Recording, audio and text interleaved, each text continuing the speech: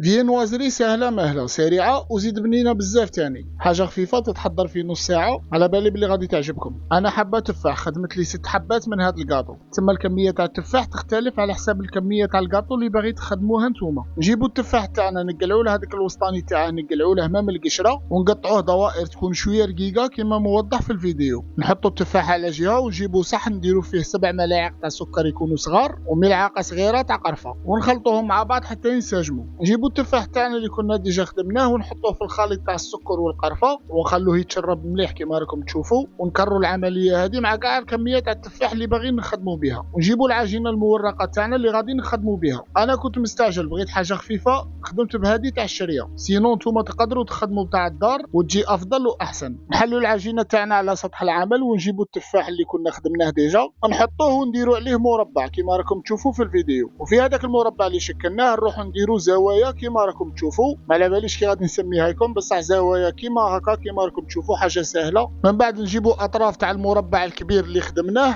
نجيبوا الاطراف تاعه ونحطوهم في وسط التفاحه باش تتشكل معنا كي شغل زهره. نسيو نطول الاطراف بطريقه جميله احترافيه باش الزهره تاعنا تجي شابه. من نشكلوا الحبات تاعنا ونكملوا صاي نروحوا نجيبوا حبه تاع بيض نديروا لها شويه حليب ونجو ندهنوا العجينه تاعنا كاع باش تعطينا واحد الاحمرار من بعد يجي شباب من نطيبوها طبعا. ونحطوا اي نوع تاع مكسرات في الوسط كتزيين فقط، ونروحوا نطيبوا الكاطو تاعنا من 12 17 دقيقه على 180 درجه. من يطيب الكاطو تاعنا ويصير جاهز نخرجوه ونديروا له رشه خفيفه تاع سكر كلاص، غادي يعطيه واحد اللمسه جماليه شابه بزاف.